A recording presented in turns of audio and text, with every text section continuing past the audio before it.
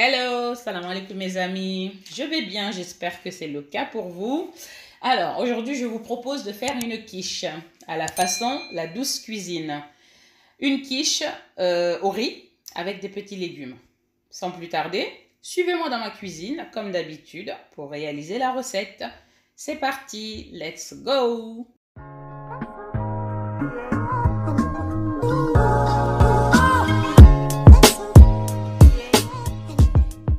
Il vous faudra 2 oignons coupés grossièrement, des courgettes,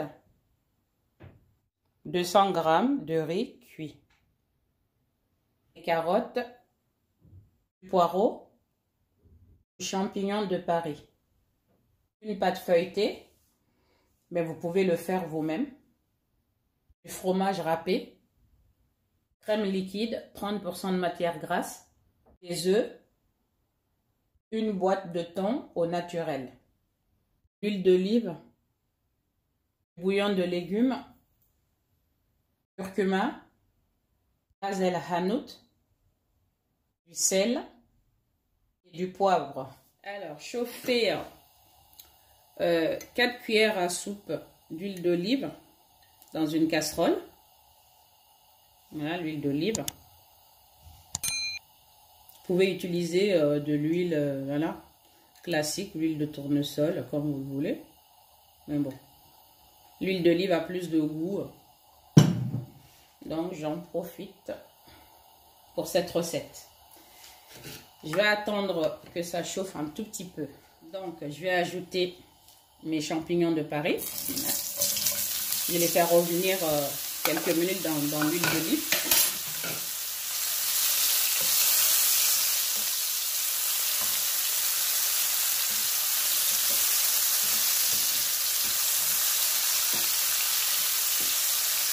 Je vais ajouter un peu de sel. Voilà, une ou deux pincées de sel. Je les fais revenir environ 5-6 minutes. Donc voilà, ça fait 6 minutes que les champignons sont en train de dorer. Au passage, vous pouvez utiliser les champignons comme ça, les faire frire et les mettre sur vos salades, en accompagnement en tant qu'apéritif, c'est délicieux. Ça franchement, c'est délicieux. Je vous assure. C'est une petite astuce. Donc je les retire. Ensuite, je vais ajouter les oignons. Je les fais dorer également quelques minutes.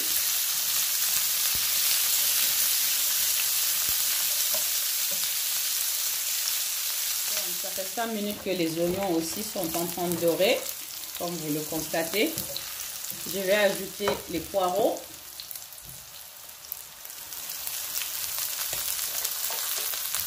Je mélange et je laisse dorer également 5 minutes.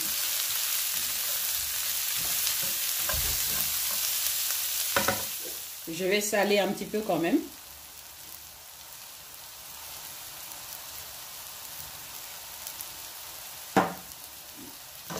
Je mélange. Ça fait 2 minutes que ça dort, mais je vais laisser toujours encore 3 minutes, comme je l'ai dit, 5 minutes en fait, pour que ça puisse bien rissoler. Voilà, les 5 minutes sont finies. Vous voyez, ça a bien fondu. Je vais les retirer.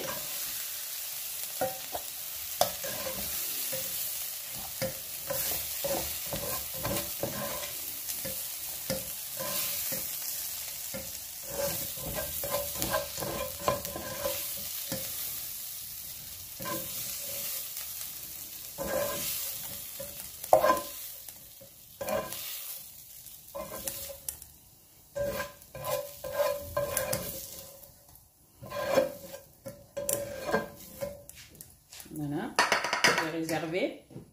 Je vais ajouter encore environ 2 cuillères à soupe, 2 à 3 cuillères à soupe d'huile d'olive.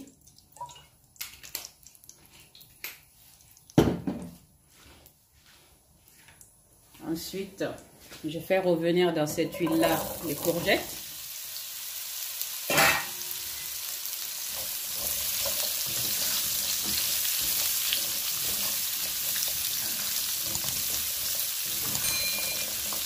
Je mélange. J'ajoute les carottes coupées en rondelles.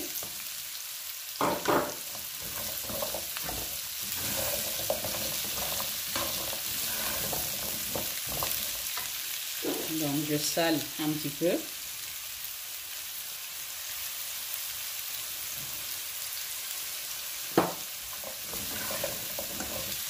Je vais laisser rissoler quelques minutes, environ 5 à 6 minutes comme pour les autres. Ça fait 6 minutes que ça rissole. Je mélange.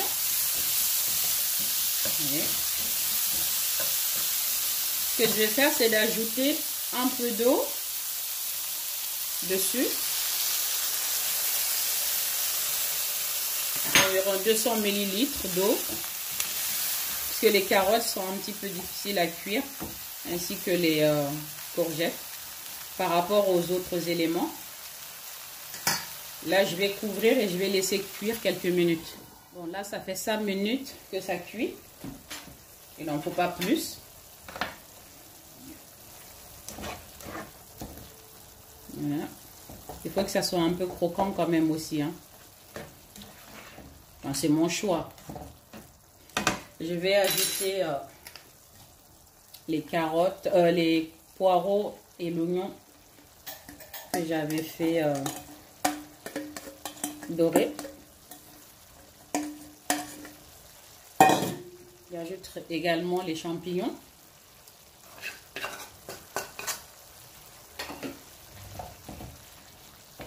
À cela, je vais ajouter le bouillon, les légumes,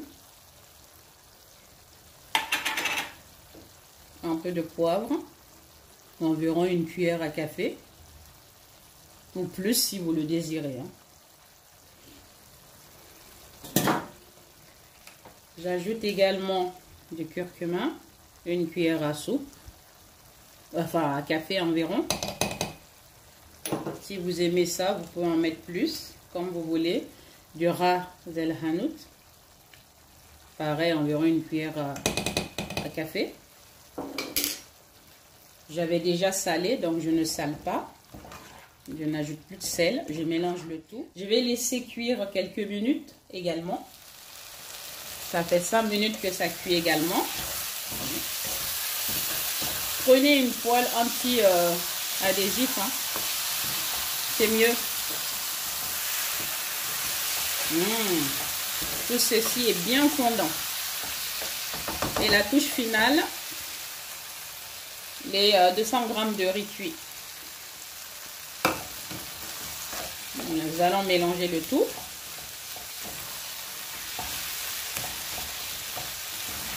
Voilà.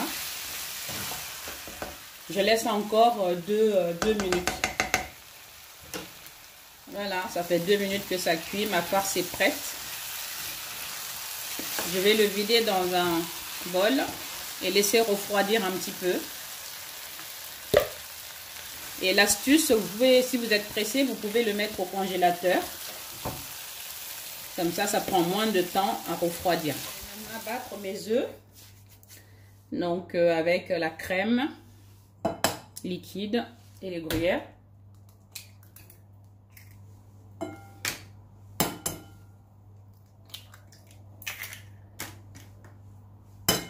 Vous en faut 6. Je mets un chouïa de sel, mais vraiment c'est juste pour donner un tout petit peu de goût à cette farce là en fait. Mais ne mettez pas, n'en mettez quasiment pas. Voilà. Donc je bats un petit peu les œufs.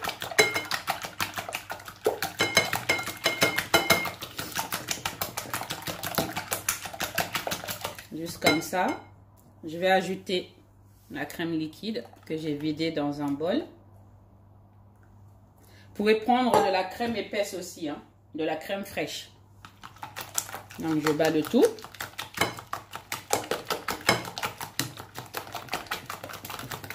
Parce que comme je vous dis, si vous salez la farce plus cette farce-là aussi, alors là, votre quiche sera immangeable. Vous ne pourrez pas le manger, c'est pas possible.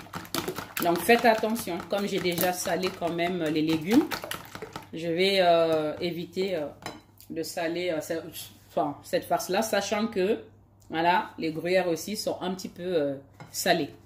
Donc, j'ajoute le fromage râpé, 200 grammes donc. Vous aurez de toute façon les quantités en barre descriptif. Hein. N'hésitez pas à aller voir.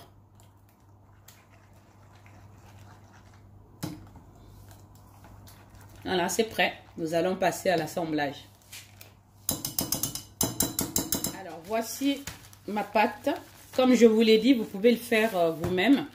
J'aurais pu le faire, mais franchement, j'avais la flemme de faire la pâte moi-même. Mais c'est meilleur, hein. Si vous pouvez faire la pâte vous-même, c'est meilleur. Mais bon, après, voilà. Pour aller vite, hein, prenez eh bien, une pâte feuilletée industrielle. Hein. Ce n'est pas grave. Voilà, je le déroule hein, tranquillement. Il est en forme de carré, là. Soit vous prenez une fourchette pour piquer un petit peu le fond afin que ça puisse bien cuire le fond, enfin afin que le fond puisse bien cuire, ou à l'aide de cet appareil magique qui remplace les fourchettes et qui va beaucoup plus vite. C'est génial. Parce que si on ne pique pas le fond, votre quiche risque de bien cuire à la surface, mais le fond peut rester cru. Bon, bah là, c'est bon. Hein. Là, je viens de mettre la pâte dans un moule en silicone. Vous pouvez prendre du moule classique. Hein. Et mettez bien la pâte et vraiment, voilà, faites comme ça pour être sûr que ça touche bien le fond et tous les rebords sont bien à l'intérieur. Vous le mettez avec le papier sulfurisé, évidemment. Si ça déborde, n'hésitez pas à couper, comme là, en l'occurrence. Je vais couper un petit peu, parce que ça déborde. Vous pouvez prendre un ciseau, une paire de ciseaux, comme vous le souhaitez. Voilà. Voilà. Donc là, comme je vous l'avais dit, j'ai mis la farce au congélateur pour aller plus vite, pour que ça soit un petit peu tiède, pas forcément complètement froid. Là, on va venir disposer la farce à l'intérieur de la pâte. Entre-temps, j'ai préchauffé le four. Hein. Là, on fait comme ça. Donc là, j'ai mis à peu près la moitié. Ce que je vais faire, c'est d'écraser le thon à l'aide d'une fourchette.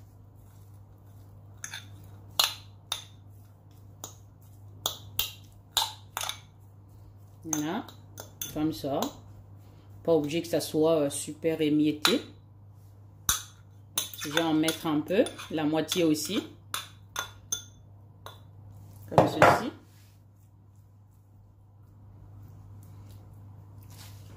Je vais mettre un peu de ma crème aux œufs. Mon appareil aux œufs.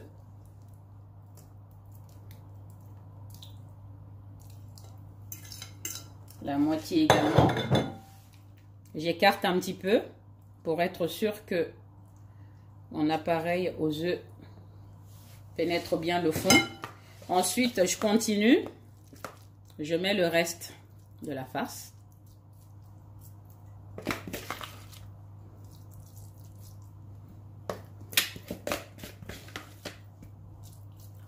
Vous l'étalez un peu partout.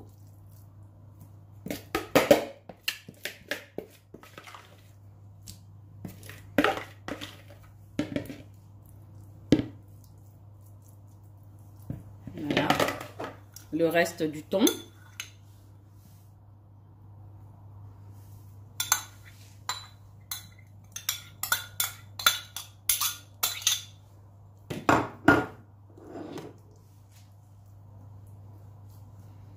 Voilà. Et le reste de l'appareil.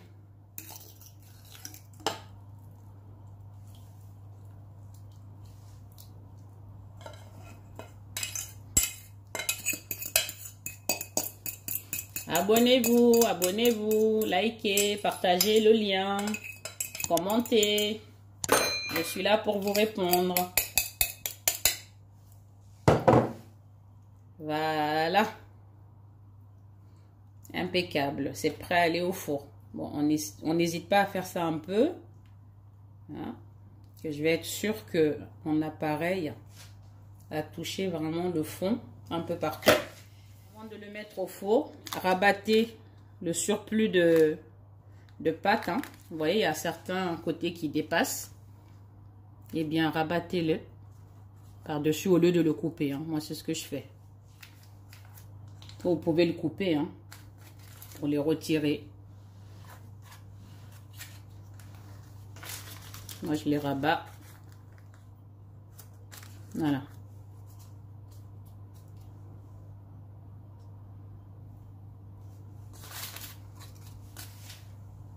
Parti pour le four. Comme je vous l'ai dit auparavant, j'ai préchauffé le four à 180 degrés.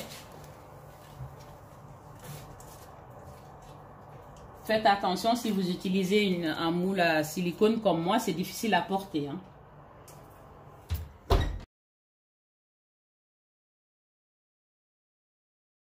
Alors, allons voir.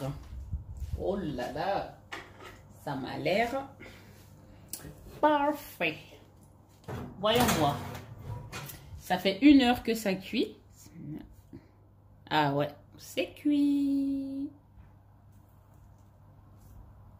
Vous enfoncez la pointe d'un couteau. Comme ça. Un peu partout. Ça vous permet de voir si c'est vraiment cuit. Donc, voilà. Laissez reposer 10 à 15 minutes. Histoire que ça soit au moins moins brûlant. Donc, patience, patience. À tout à l'heure. Voilà. Ça fait 25 minutes que c'est au repos. Nous allons couper une part, voir ce que ça donne. Bismillah. J'espère que c'est cuit. Normalement, oui, parce que je vous l'ai montré. Coupons une très belle part.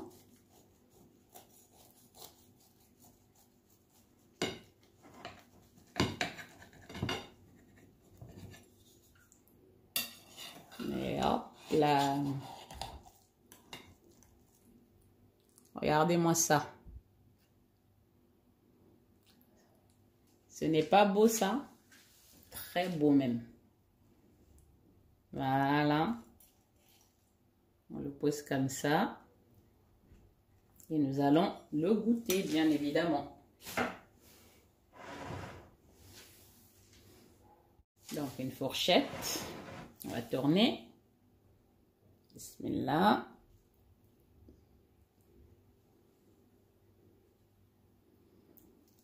No comment, hein? Je goûte.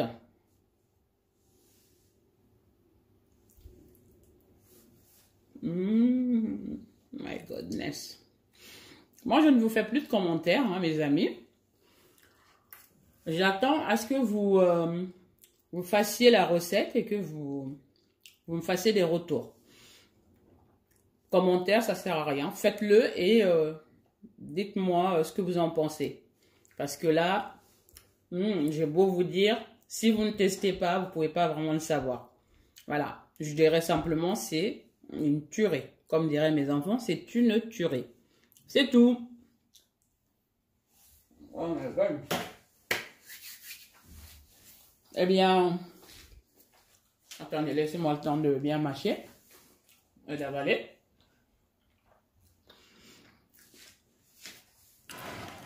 Évidemment, je vous remercierai jamais assez de m'être fidèle. Comme je le dis, vous êtes de plus en plus nombreux et nombreuses à me suivre. Merci beaucoup, vraiment.